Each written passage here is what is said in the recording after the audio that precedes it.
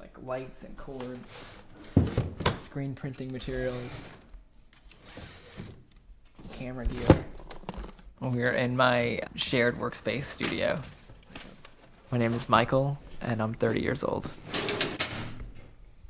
Before I was diagnosed, I think I was just living in this fog, really.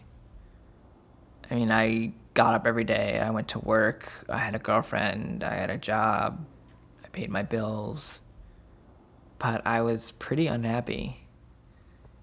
Being diagnosed sort of like woke me up from all of it. Box of miniature people, old car models, lenses. I was diagnosed with B-cell ALL, acute lymphoblastic leukemia, which is just a blood cancer. And then I would later find out after my first biopsy that I had a mutation on my 11th chromosome. And I had a 70% chance of having cancer again within a year of remission. Pretty dim outlook right off the bat. And that's why I'm going to a stem cell transplant.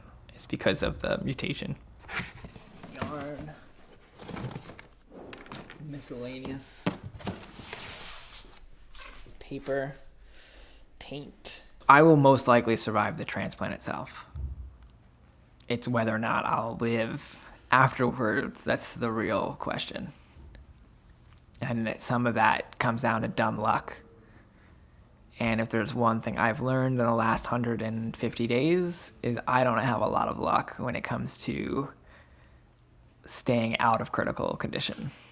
So I'm hopeful, but I am very concerned. I have no idea when I'll go to transplant.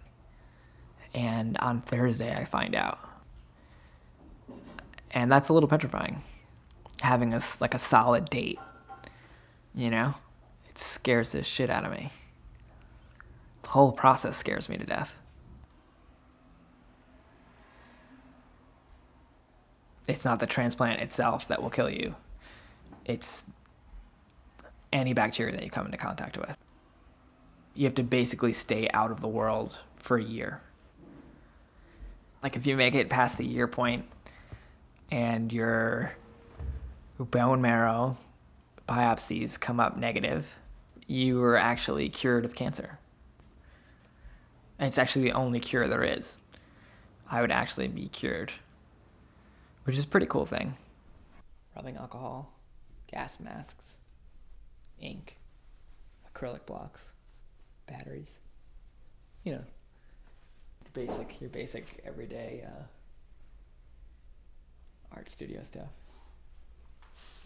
Obviously, when it started out, it was terrifying, and it remains terrifying. That part has not changed. It hasn't been all bad. You know, obviously it's painful, and sometimes it's just like outright torture. I mean, it just feels like you're just slowly being tortured. It's completely changed the way I view the world, like on a grand scale. It's made me appreciate like a lot of things, and it makes me hate when I'm tired, like, or fatigued or sick, because it's like, you know, you don't know how long you're going to be alive for. So if you have the wherewithal to do something, you should do it. Like, I hate being lazy now. I loved being lazy before. Like, it was like my favorite thing. I get really anxious if I'm not doing something, if I'm not building something or making something or riding somewhere, or like it's like this chaos of like wanting to do as much as possible in as little time as possible, just in case, like, you know.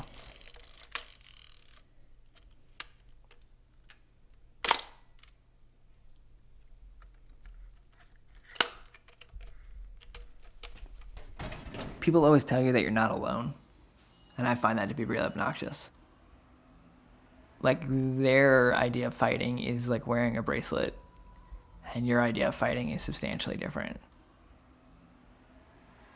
There's nothing bad to be said about having a group of people that support you. But it's a pretty lonely feeling road. I just want to be happy. Like, I just want to do what I want to do, and I want to live off of that work. And I think that would be the best thing that could happen to me. I think all good things would come out of enjoying my day. I'd like to know that I would never make the same mistakes that I've made previously in terms of work, living, relationships.